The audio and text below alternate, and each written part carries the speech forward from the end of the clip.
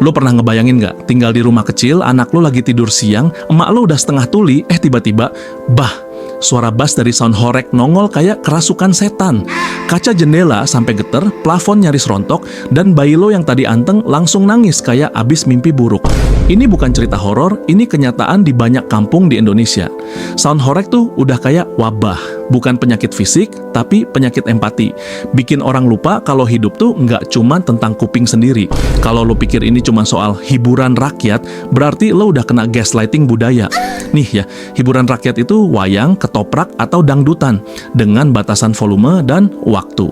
Bukan speaker segede gardu listrik ditembak ke arah rumah warga kayak mau ngusir jin. Yang lebih parah, kadang acaranya cuma ulang tahun anak kecil. Anak umur 5 tahun yang bahkan belum ngerti not balok, disuguhi suara yang bisa manggil naga. Lucunya, orang tuanya bangga, katanya biar rame, biar semarak. Bro, rame boleh, tapi ini mah rame-rame bikin orang pengen pindah agama. Lu pikir ini cuma ganggu kenyamanan? Salah, ini nyerang hak asasi manusia paling dasar, hak untuk tenang. Bayi yang belum bisa protes, lansia yang udah lelah hidup, orang kerja shift malam yang baru tidur jam 7 pagi. Semua dipaksa ikut konser. Jalanan gratis yang mereka nggak pernah beli tiketnya. Ini bukan hiburan, ini invasi audio. Dan parahnya lagi, ketika lo protes, lo malah dicap antisosial, nggak ngerti budaya. Sombong nggak mau nyatu sama warga. Nggak nyatu sama warga, lah emang warga harus kompak jadi budak volume. Dan jangan lupakan satu lagi efek domino dari horeg ini. Kaca rumah pecah, genteng copot, bahkan gapura dirusak. Demi masuk gang sempit, tukang sound rela tabrak gapura. Maaf nggak muat, katanya. Lah, siapa suruh bawa truk ukuran logistik bencana ke acara ulang tahun? Bahkan pas truk nggak bisa belok, solusinya bukan muter arah, tapi malah ngegiling tanaman warga, tiang listrik, pagar rumah. Semua demi joget. Nih, orang-orang pikir hidup ini video klip Bollywood apa? Sekarang lo ngerti kenapa sound horeg itu bukan sekadar bising, tapi bentuk keegoisan massal. Ini tuh semacam statement kolektif.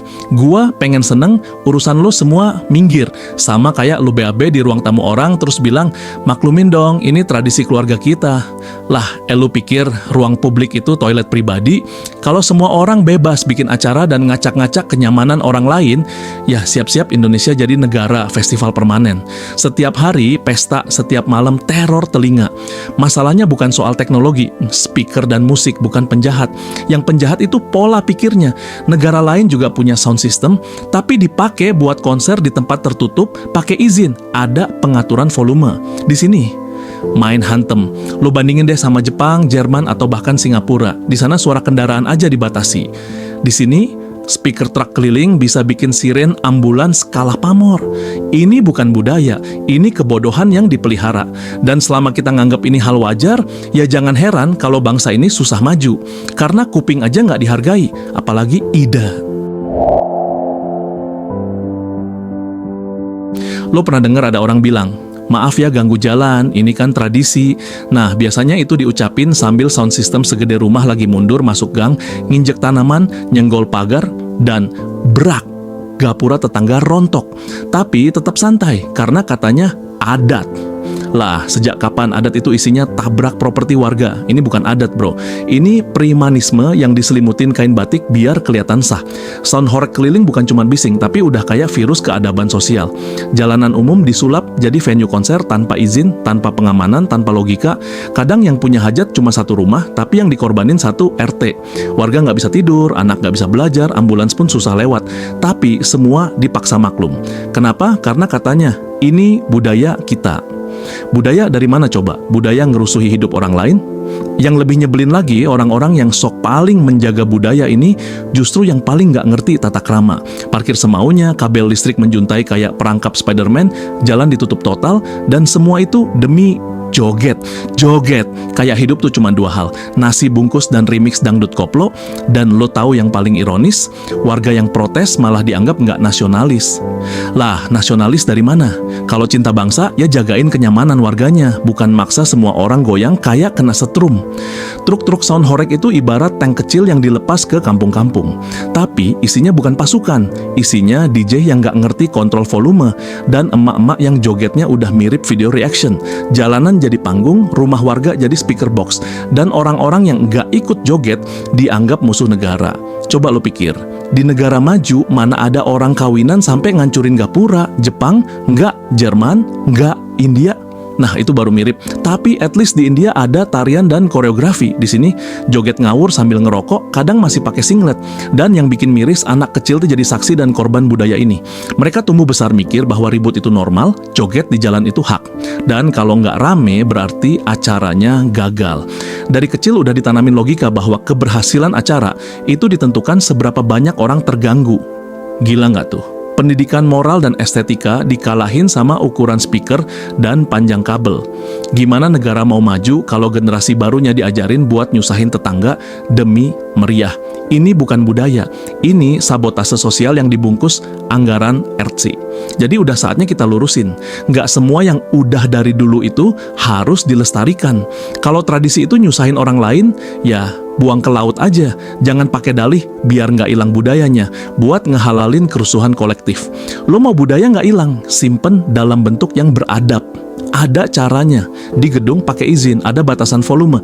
Jangan terus-terusan kita jadi bangsa yang bangga, bikin orang lain menderita atas nama warisan leluhur. Warisan apaan coba?